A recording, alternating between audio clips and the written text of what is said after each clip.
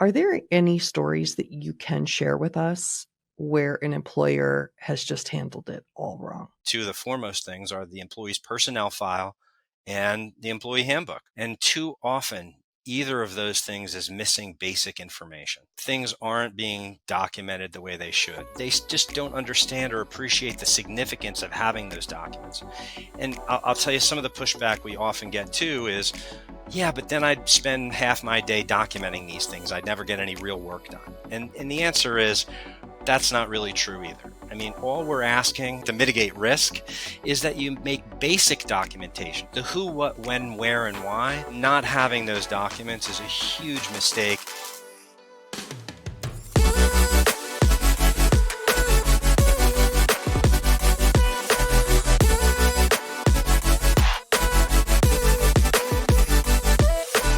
Jake Sitman is one of Pennsylvania's leading labor and employment law attorneys.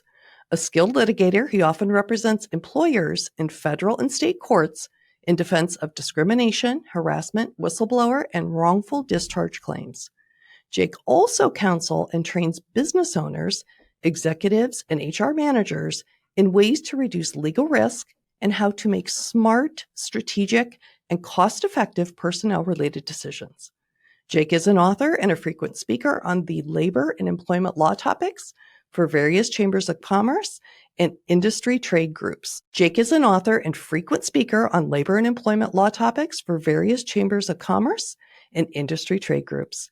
Jake, welcome to Voices of HR. Thanks, Berta. Thanks for having me.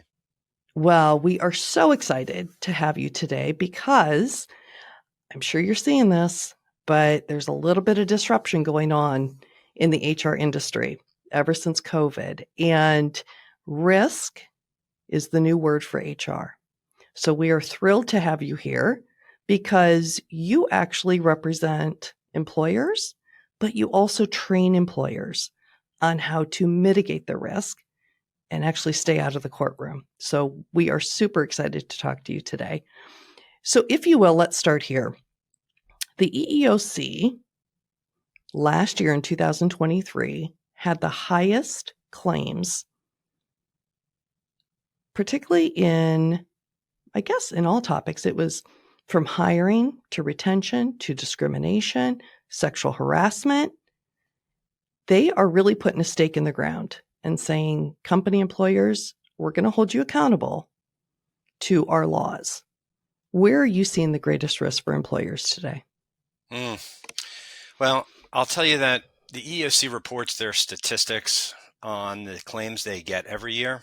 Mm-hmm. And what you can see is one that has never gone away. It's in the last several years been the most popular is retaliation. So oftentimes what we're seeing is, yeah, there's little risk to the underlying claim that is alleged, which is sex discrimination or race discrimination or religious discrimination or disability discrimination. And the employer thinks, well, I'm not too worried about the retaliation claim because the underlying claim lacks merit. And what we try to advise employers and let them know is those retaliation claims are often the most difficult to get dismissed, and they're a challenge to deal with. So that the employer is very well right that the underlying claim of alleged discrimination is meritless or nearly so, but they're surprised to learn that it's more difficult to get the retaliation claim dismissed. So I know this is an episode we're recording that's primarily focused on employment policies and handbooks. I would say making sure that those anti-retaliation provisions in your handbooks are clear, well thought out, and fully implemented is critical anymore if you're going to be successful in defending against these claims. I have to tell you, Jake, you are maybe the second expert that I have heard talk about retaliation. We actually had the Bullying Institute founders on our podcast a couple of episodes ago and talked about bullying and retaliation. And even in my book, I talked a lot about retaliation, particularly for women, that 70% of women who report, an illegal situation in the workplace, 70% are retaliated against, and most don't know their rights. So I am both happy and sad to have you talk about this topic because you would think after all this time that we would start getting it right. in the workplace. So if you can, let's start here. Retaliation. Can you define it for us? Because I don't think even a lot of HR experts or pros understand what retaliation actually entails. Sure. So, to prevail on a claim of alleged unlawful retaliation in general, there are several components. One, the employee who's made the complaint or has been subject to the retaliation has to have engaged in what they call protected conduct. That is legally protected conduct. So what would that look like? Oftentimes that would be, hey, look, I've been a victim of gender discrimination or racial harassment, or I filed some type of claim of health and safety violation, or I myself have filed a claim, for example, with the EEOC already, right? So all those things are legally protected under the law. And then the next component is, well, did you suffer as the victim an adverse consequence at work related to your protected conduct? That is to say, did you suffer a demotion? Were you subject to a reduction in pay? Were you suspended? Were you fired? Or there's any number of different adverse consequences you could suffer at work as a result of engaging in the protected conduct. And then the third component is really critical, and it's that causation element. So you have to be able to connect that protected conduct to the adverse action that you suffered. If you can do that, you've established a potentially viable retaliation claim. That is so interesting. So let me ask you this. Right now, Gen Z, we see statistics all the time that over 50% of them have either been diagnosed or are currently suffering from a mental health condition within the workplace. And that's a huge red flag for employers who either don't know that or are not acknowledging that. So with what you just said, did they suffer? Where does mental health come into this? You know what? Or does it? It does in various points along sort of the analysis, frankly. So one of which, as you started to ask your question, you actually went in a direction different than I was anticipating. An often overlooked protected activity is requesting an accommodation for an alleged disability, or in the instance you gave, for example, a mental health disability, right? So I'm experiencing anxiety and depression, and I need to see a doctor periodically, or I need breaks during the day of various duration, and the list goes on and on. After the employee makes that request for an accommodation, having disclosed that they might be disabled under the law, that's a protected activity, such that after they make that request, if they are subject to an adverse employment action, it could be related. And that could be retaliation. So that's just one type of way mental health or any type of disability, frankly, can come up in the context of a retaliation claim. So what are employers getting wrong? Because clearly, if the EEOC is taking notice and it's a majority of the claims that they are supporting, sponsoring, are retaliation, employers are missing something. What is it? Well, fortunately, I don't think most employers are missing very much. I think, frankly, a lot of the retaliation claims are merely almost a necessary and ancillary part of an underlying claim of discrimination. But to the extent I've found that they've missed things, it's that they haven't sort of taken, as I suggested earlier, the retaliation claim seriously. And when I say that, I mean really in two parts. One, unfortunately, after they've been subject to a claim, one's been filed against the employer, sometimes they sort of focus more so on the discrimination claim than they do the retaliation claim. That's often a mistake. But even in trying to prevent or understand sort of the retaliation claim as it accrues, as it arises, before there's a claim filed, I think they miss opportunities. So the classic opportunity is that the employee at least arguably engaged in some type of legally protected conduct, and there's a lack of recognition on behalf of the manager involved or the HR professional involved that, okay, let me take a step back. not only do I sincerely want to address the employee's concern, but I also have to be even more careful here and thoughtful, because it's a legally protected activity that they just engaged in. And I want to make sure that there's no possible misconception here that perhaps they were adversely treated because they engaged in that activity or they made that request. So I think it's a recognition problem. Sometimes that can be solved by training.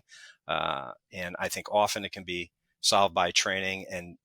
When I say training, it need not be formal, but even amongst a team. So the HR professional, for example, working in conjunction with the manager who's dealing with the issue and having just full discussions about that. And for example, if the protected activity is a complaint, my advice all the time is to stop, take a deep breath, and decide, okay, now that there's been a complaint, I know I need to investigate. Do I need to do a full-blown formal investigation? Can I do a shorter, more discreet, informal investigation in-house? Do I need to retain somebody outside to do this? Is it that big a deal? Are there major consequences if I get this wrong? But taking that deep breath and just sort of trying to methodically go through the process of dealing with whatever the protected activity was, whether it's a request for an accommodation, a complaint about some type of alleged unlawful activity in the workplace, etc. So we teed this up at the beginning about the employee handbook, and we're going to get to that in a minute. How does remote work fit into this? Because now we've had a couple of years of experience in the workplace with remote work, and I suspect claims that are being filed with the EEOC, and retaliation is still popping to the top. So how does that look remotely? Yeah, I think in the last several years, we've had far more issues counseling employers and far more claims that are filed against employers relating to remote work and hybrid work. And the reasons are obvious, right? We've just been through the pandemic. Remote work and hybrid work were prevalent, but not nearly to the same extent that they are and have been since the pandemic. And as a result, particularly, we weren't fully prepared for all the repercussions, right? But one of them, I would say when it comes to remote and hybrid work, two of the most common issues we tend to see involve issues relating to productivity and efficiency, or wage and hour issues relating to whether the employees who are remotely working or hybrid working are actually working and they're getting paid appropriately. And then discrimination and application of remote and hybrid work policies. Oftentimes those policies are not in writing. There's a degree of ambiguity as to who they apply to or how exactly they apply, or whether they're being applied consistently amongst the employee population. So that's really where we're seeing the bulk of issues. Certainly there are a myriad of others. For example, others include harassment. With people in the workplace, people tend to behave differently on balance with one another when they're face to face than they are when they're not face to face. We all know that social media breeds certain behaviors and activity that you see more so than you do when you're out on the street and sort of dealing with people face to face. So we see that too with remote work and hybrid work. So if we could go down that list real quick, could you give me the number one mistake that employers are making with regards to productivity? Not thinking through whether or not they have a verifiable and effective time tracking procedure program in place to determine when and to what extent employees are working. Because there's always suspicion, right? There's, well, you're home. I'm getting some general sense that you're not as productive as you were when you were in the office, but I don't have data, right? I just have this general sense. And of course, the employee disputes that, claiming they're working very hard, maybe harder than they were, and more often and more hours than they were when they were in the office. And now you have a dispute without any data, right? So that's, and if you don't have a data, at least have policies. You can create the data by, for example, requiring certain employees to submit their time, right? Whether it's in writing or electronically, whatever it is. And then, periodically meet with them to verify, all right, what were you doing, right? What needed to be done? How long did it take you, right? So those types of things, I would say that's probably number one. What about wage and hour? Biggest mistake? Yeah, that's the related issue, which is to say, and keeping those records as to your pay. Because here's the classic example. We have an employee who works non-exempt, they're hourly, they need to get paid, and the employer has some reason to believe that they're not working all the hours they're putting down on their timesheet, right? You need to have those records. You need to have records substantiating your decision making when it comes to pay. How many hours did you pay them? You didn't pay them all the hours they recorded. Why is that? Right? Or, it related to that is, well, I was online all the time, right? I was up night doing research. I was on the phone. I was responding to customer issues, and there's no record of that. Right. And, you're only left as the employer to hear that, for example, for the very first time after a complaint has been filed. So there's some type of employment dispute, maybe even the employee gets fired. And then before you know it, the employer files claims. And one of them is, and by the way, they paid me for a 40-hour work week and I did work that, but I also worked several hours after work. I was checking emails. I was online doing X, Y, and Z. I was remote, logging in to do different things. So it's that lack of record keeping which can hamper an employer's ability to defend against that wage and hour claim by the employee, where they say, I simply wasn't paid for all hours worked. Work policies. Biggest mistake. Not having them. We represent a spectrum of employers, right? From Fortune 100 companies to, small mom and pop shops and everything in between.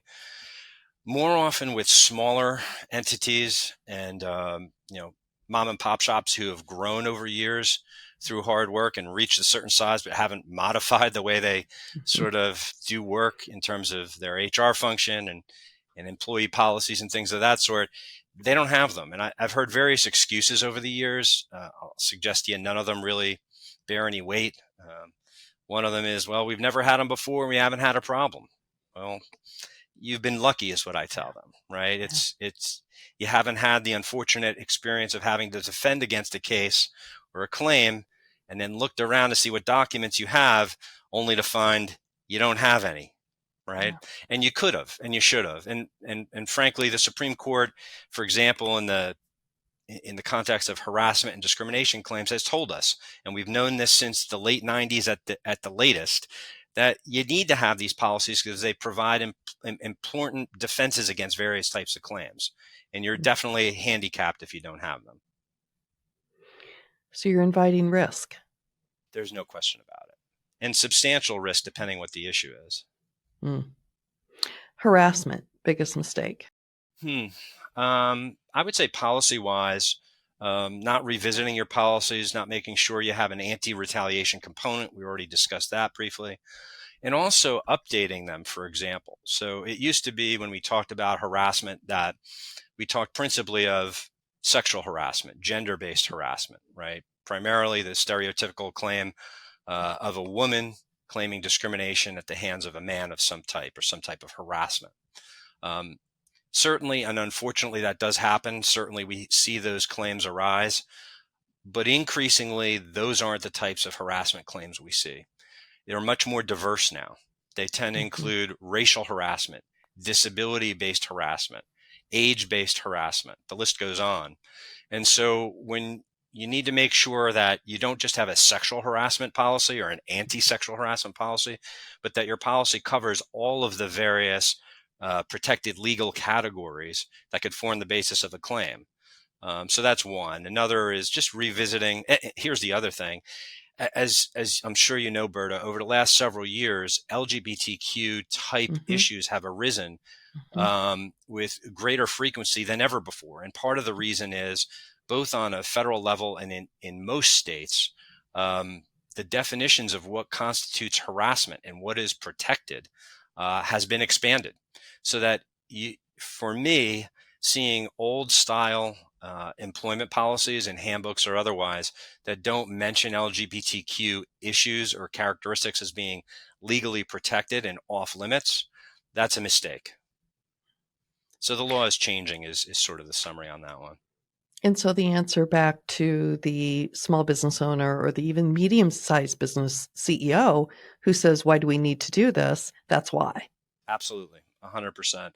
The And, you ball know, is moving. yeah, no question. And you need to get it revisited from time to time, certainly not every day, or I'll submit to you even every year, but you do need to check in. And you need somebody with some experience who's keeping on top of these things to really advise you so that you know. And they can be your friend. I mean, oftentimes, another excuse I get from employers for not having these policies or not having a handbook is, well, I just know that if there's a claim, the employee is going to, or their lawyer will hold it against me. You know, they'll hold my words against me. And I say, well, yeah, sure, that's a risk, but I'll submit to you that if it's properly drafted and implemented, that there's very little risk of that, and that risk is far outweighed by the benefits that you'll derive from having that policy in place and actually abiding by it.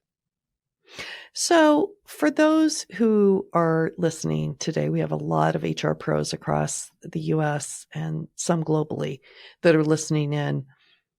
If they haven't updated their employee handbook since 2020, should they?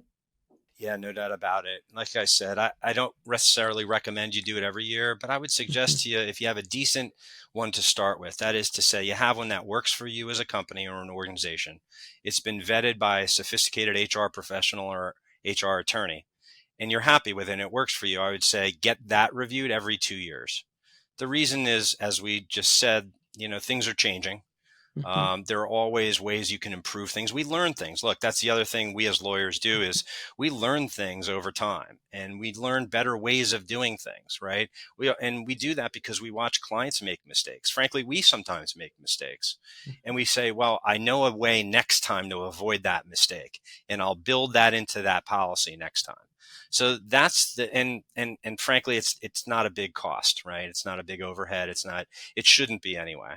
Now, to do an original handbook, it's still not, relatively speaking, a big cost, but certainly the review should be very affordable in terms of time and financial output. So, if they do want to review, because typically you have HR, will initiate, hopefully proactively, that they need to update this handbook. Are there specific places, policies? I mean, we just talked about where the biggest risks are. Would you say start there?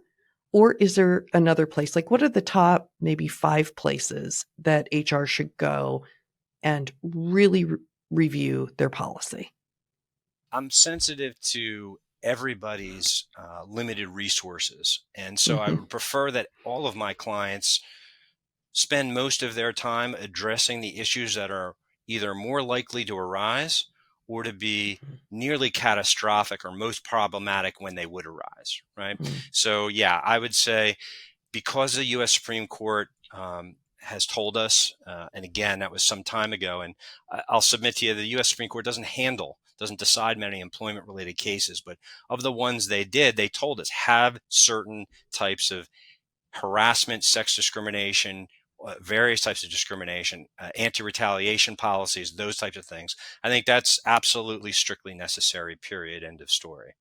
Those Mhm. have to incorporate various provisions such as a complaint procedure that makes sense, um, and other factors. Yeah, I think work time is another one, particularly for non-exempt employees.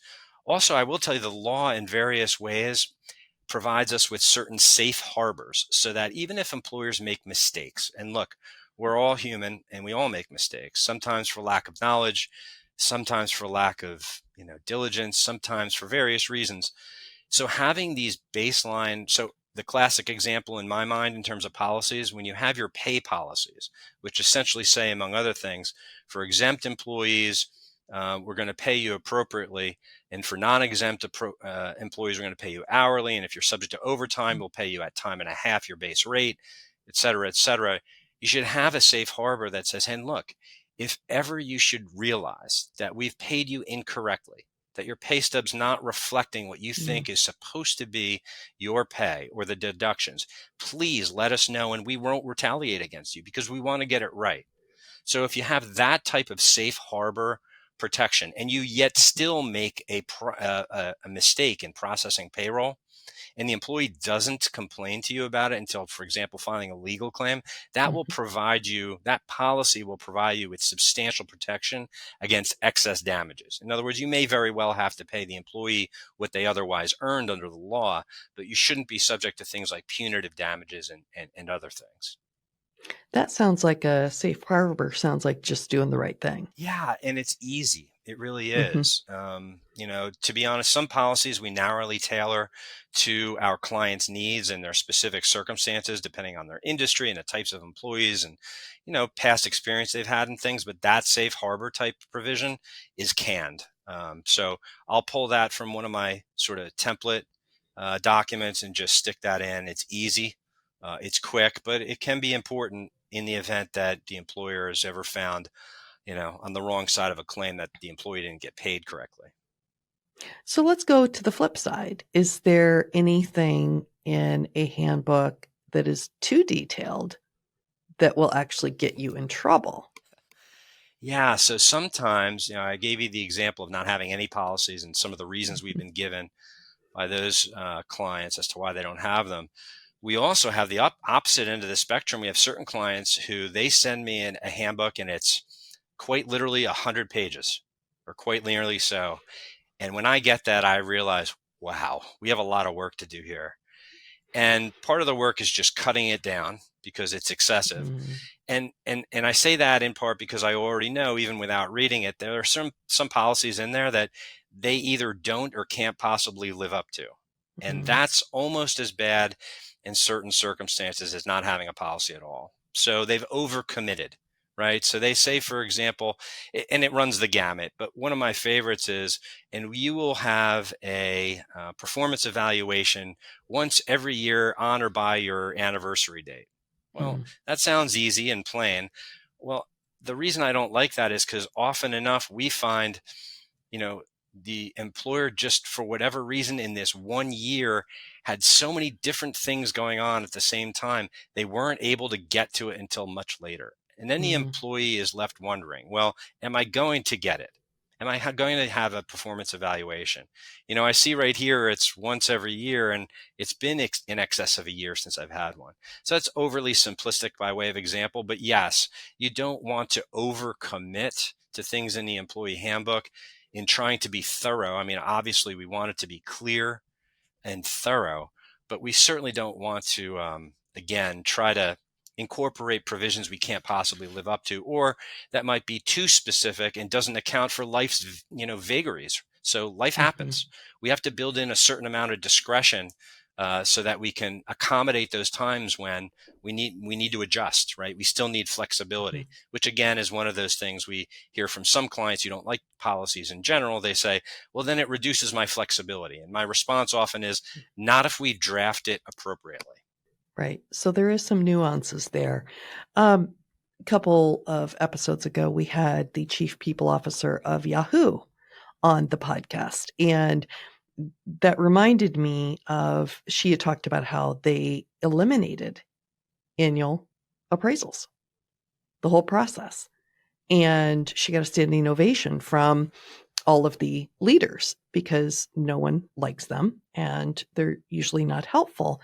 But from a policy and a legal standpoint, make sure whatever changes you make, HR, that it's reflected in your handbook. 100%. And yeah, that's a trend recently, more so in the last several years than prior, and it's no secret, everybody for decades has known that the process for performance appraisals or reviews has been uncomfortable for all involved, frankly. Yeah.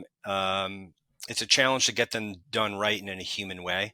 So what we've seen often is, rather than having those formal appraisals, the trend seems to be, and it does seem to be more effective, to have more frequent check-ins. I'm sure you've sort of discussed this with some of your guests in a more informal way, and it becomes a much more productive rather than a formalistic requirement, right?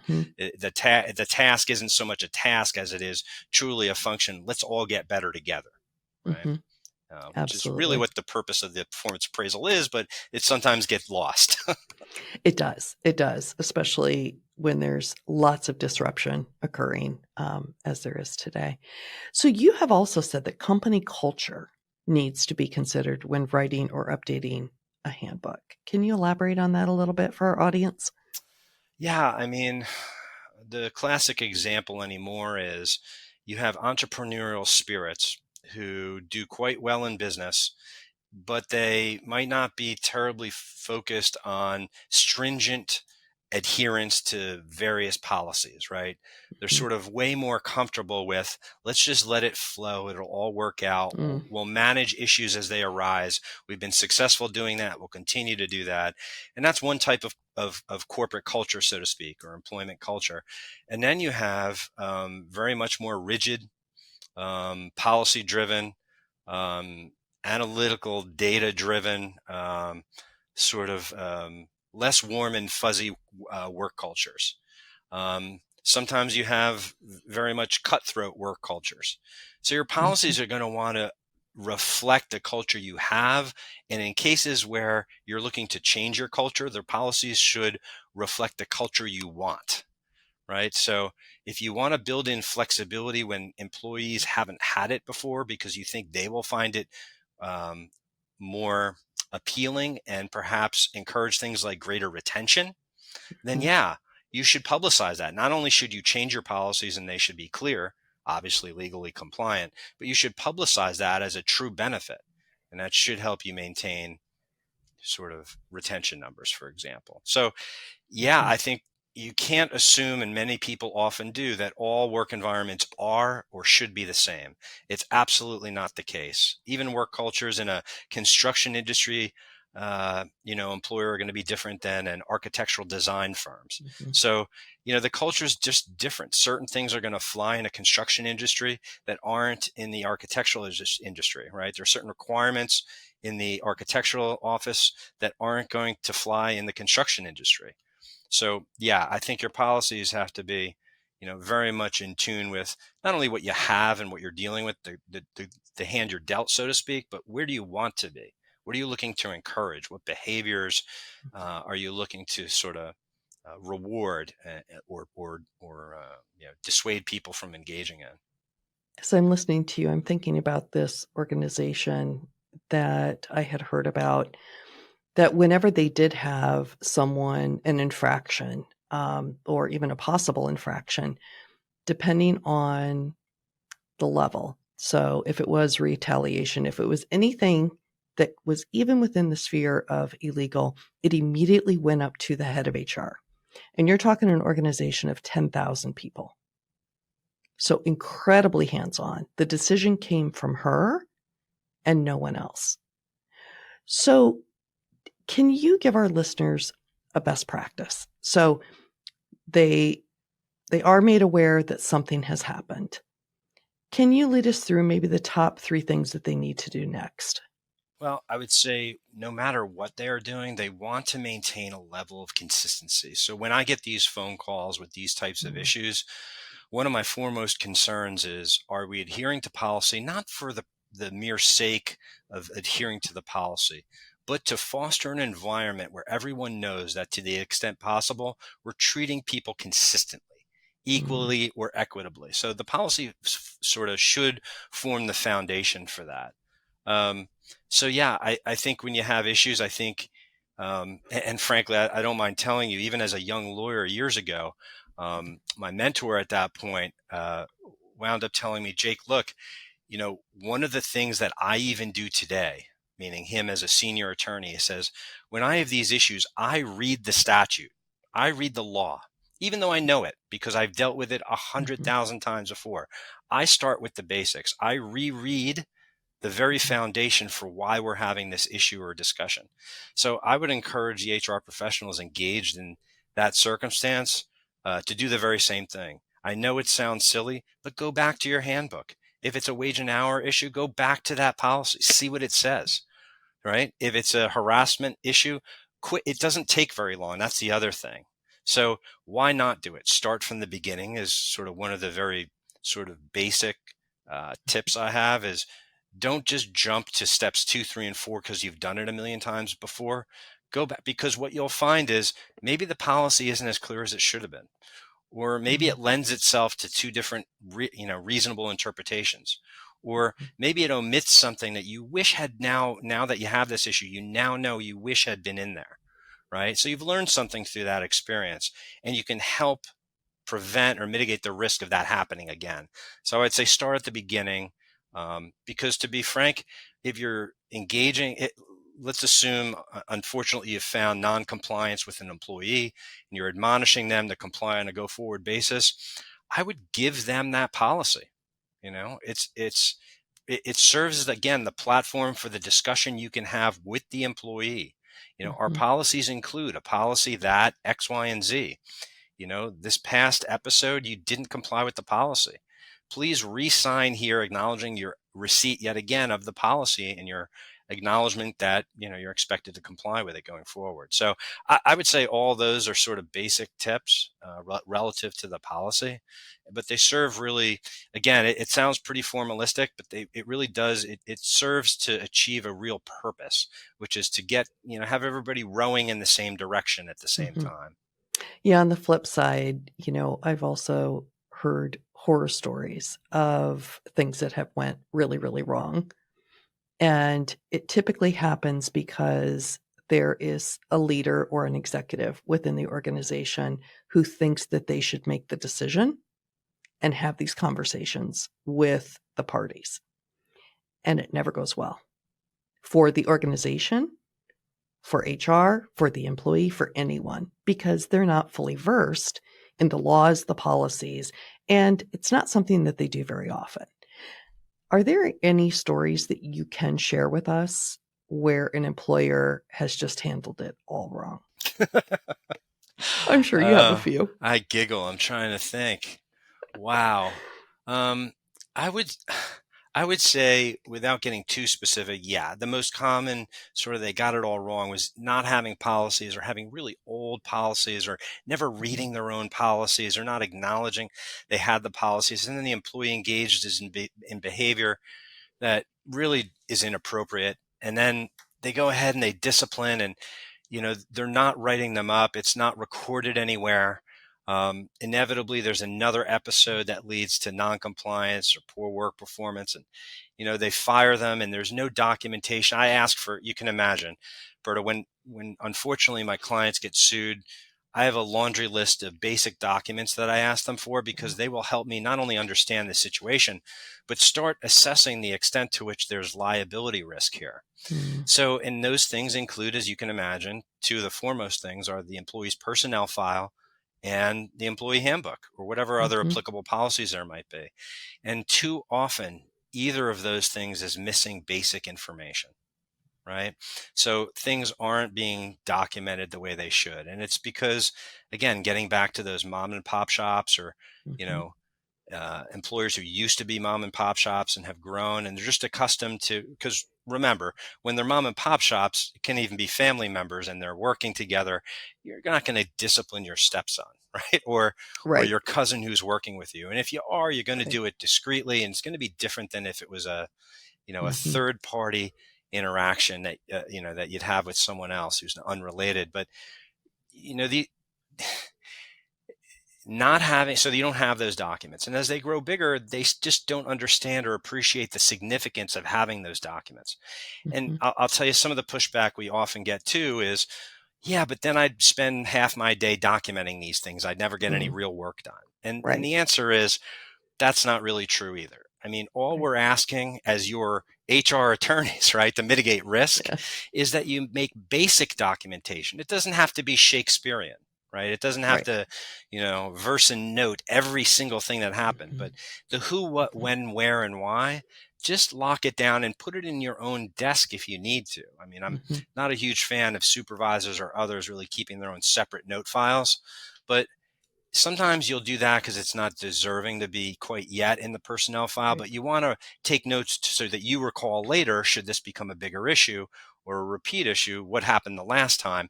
Okay, that's fine. But not having those documents is a huge mistake.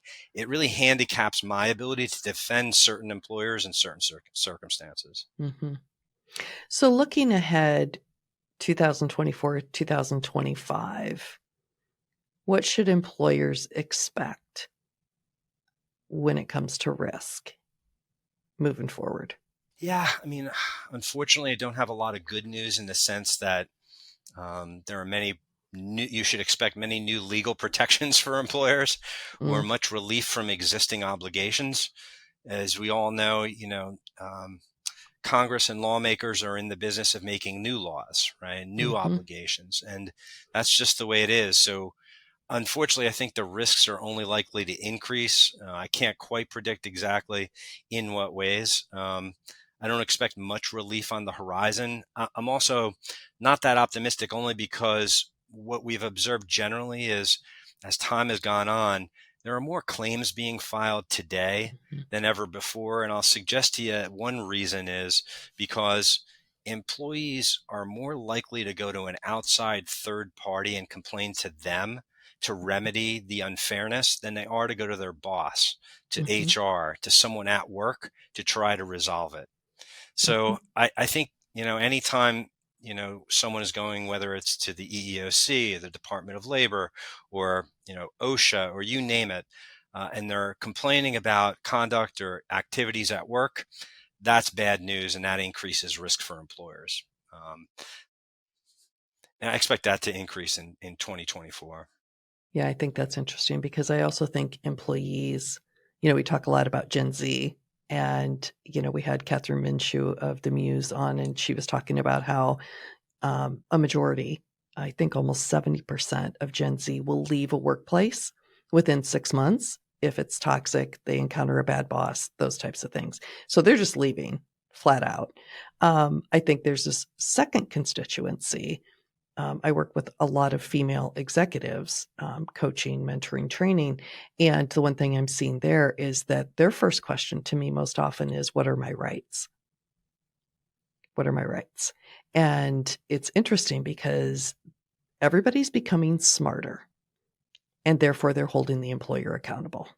Where they think they're smarter. So we often see frivolous claims. That's the other thing, because I'm there's a sure. misconception, right? Yeah. So oftentimes what we see is, the employee believes they were mistreated at work hmm and they believe that it's unlawful. Right. Well, it could very well be that they were mistreated at work, but it wasn't unlawful. There's this common perception, I think, or misconception amongst many that because it was wrong, because it felt wrong, it was unjust, it was unfair, and maybe Right. even it was, and it must be illegal, right? hmm And that's simply not the case. So hmm while there are many protections for employees in the workplace, not everything that happens to the employee that's unfair in the workplace is unlawful. hmm Being a jerk isn't illegal. That's absolutely right. It just isn't. That's what I tell them most often, Right. because usually it's conflict with other people. So, how should HR leaders approach conversations with their senior executives about reviewing handbook policies that might need to be changed, updated? Because again, a lot of times the answer is we don't have time. Is that really our focus? Do we really need to do it? Any tips there for HR pros? Yeah, I think less is more, because for the reasons you gave and others, I think those senior managers are going to give you an eye roll, and you want to hmm avoid the eye roll. Yeah. So I would make it quick, clear, and concise, and focus on the priorities. Don't overwhelm them with that 100-page, employee Mm-hmm. handbook and say, we're going to review this. We need to go through it. Take the chunks that are problematic or most likely to lead to a claim. Focus on those. Get in, get out, do it effectively. Explain to them that that's your goal. I think you're Mm-hmm. going to get a more responsive product out. I think you're going to get buy-in if you can explain briefly why you're sort of focusing on what you're focusing on, and explain to them point blank, I'm not looking to waste anybody's time. It's just that this has become a priority because, and then you're going to have to sort of end that sentence. I think, if you can make that, it's just kind of a sales pitch, right? Mm-hmm. And you need to grab their attention from the first sentence and not waste their time. I think if Mm-hmm. you can do that and get their buy-in, look, some policies do require a fundamental understanding about how certain employees are fulfilling certain obligations, how they're doing certain tasks for Mm-hmm. HR to be an effective sort of advocate in making sure that those policies, work for the managers. And it's really the Mm-hmm. point, right? Mhm. So you're going to need, do it over lunch, book time in advance. It's those very basic things. Be respectful of people's time, but Mhm. don't let them off the hook, particularly when you know it is or should be a priority. Would you ever recommend or do you receive calls that are just proactive from HR saying, "We haven't updated our handbook. I'm going to ask for forgiveness. Could you take a look at it and just tell us where our risks are?" Every week. In fact, I have a couple Okay. right now that I'm working on. So that's the good part. So as much as I Mm. say we have some reluctant clients who, Mhm. do so only at my insisting, Yeah. we do have a few that just know they feel uncomfortable, frankly. That's what's happened. Or maybe they've had a scare in the workplace, right? They've had an uncomfortable interaction with an employee that sort of started the Mhm. wheels turning in their head. Oh, wow. Well, I'm glad we Mhm. resolved this, but on a go forward basis, if we don't sort of lock that down in a way that we feel comfortable, we could be exposed to real problems in the future. Mhm. Yeah. And you can talk to, you probably have spoken to others. They can explain why, but yeah, it's a common occurrence, fortunately, that people will come to us and actually ask for a handbook review. And yeah, we do them. That's bread and butter for us. It's good. I in those circumstances, I believe in asking for forgiveness instead of permission, because if you're protecting the company, that's your job. And it's such a low, Mhm. to me, I'm so insistent at times just because there's no reason not to. And I've lived through the Right. experience with my clients of not being done. And Right. that's not fun. It's far less fun.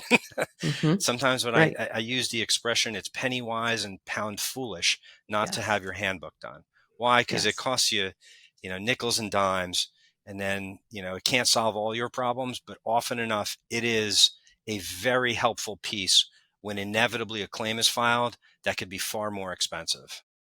Well, that's what I was gonna say. My pitch would be, do we wanna spend, 5 to 10 grand being proactive, or do we wanna spend 100, 200,000, a million, and degrade our brand and not be the employer of choice? So that's where I think you have the balance.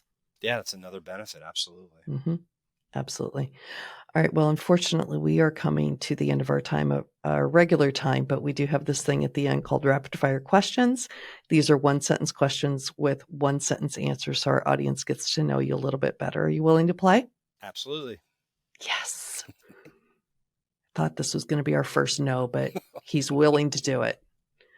What is the biggest problem you or your team solved in the last year? I would say anytime that we're faced with personnel issues that involve multiple employees, those are most challenging for us. Mm, So, and for our clients. So, we've had a couple of reductions in force this year, and one in mm, particular where there was a voluntary component and an involuntary component. So, I think getting through that process and including the severance documentation, et cetera, that's probably the biggest issue I think that we've solved with our clients this past year. always tough conversations. What advice would you give someone just starting out in HR? Go out, meet people, network, and learn from their problems. Right. So Mm, I think the best way to learn in life is to go out there, and if you can't experience yourself, then talk to others who have. So that'd be my sort of best piece of advice. When you get overwhelmed, how do you refocus? um, one of my old assistants used to say, if you have to eat an elephant, you can only do it a bite at a time. So it's just focusing on that one bite of a time. One bite. If you could have your own billboard that would reach millions of people, what would your message be? Take a breath. A lot of the problems we see are based on emotion and hasty decisions. So I think you can mitigate that risk a lot by just taking a breath. Great feedback. Great insight. What are you currently reading, or what have you read recently that you could recommend to our HR audience? So recently I've become a big fan of Thich Nhat Hanh, who is a Vietnamese Buddhist monk who died just Mm, this past year. And I think he pretty nearly figured out life. And I think he's got valuable lessons for HR and just anybody. I've encouraged my kids to try to read a little bit by him. His most digestible, sort of shortest one I found is Peace is Every Step. Peace is every step. Will you mention the author one more time? Thich Nhat Hanh. It's a funny spelling. It's THIC. Not, I believe, is NHAT, and then Han is HANH. I'm sure available on Amazon. Absolutely. In the last 5 years, what new belief, behavior, or habit has most improved your life? Mindfulness meditation. Bar none. Do tell more. Yeah, it's related to my answer that I just gave you. Is Thich Nhat Hanh is sort of focuses on, among other things, mindfulness, and it gets back to the billboard, right? Breathe. It's just take a breath. Now, it's difficult. We're all doing a million things at 1,000,000 miles an hour all the time. But I find if you can really just take some time, and it's a challenge, to really be mindful about the things that are important to you or the tasks that need to be done, you're going to be far more successful. And you have the time. You just don't know it. Yeah. What's the main takeaway you want to leave our listeners with? Well, I would say the best advice I can give sort of business owners and managers is to have a very good three-legged stool of having good legal advice, a good accountant, and good insurance. Because between those three things, if you're looking to mitigate risk, you'll be more successful. Now, there are subcomponents of that too, like your lawyer will likely tell you, like I am, have good policies, have them reviewed regularly, do training. But having that three-legged stool will go a long way. Where can people go to learn more about you? My website is at the law firm www.flblaw.com. You can learn more about our law firm and then sort of scroll down. You can find my bio. And we will have a link in the notes section. Today, we have been joined by Jake Sitman, Chair of the Employment Law and Labor Relations Group for the law firm Fitzpatrick, Lentz, and Bubba. Thank you again for joining me, Jake. It has been such a pleasure. This has been great. I appreciate it. I really hope you enjoyed this episode. Thanks so much for watching. We would love it if you shared your thoughts on any of the topics we discussed in the comments below. And if you got value from the video, it would mean the world to us if you hit the like button and subscribe to the HRMorning channel. Thank you so much for joining us, and we'll see you next time on Voices of HR.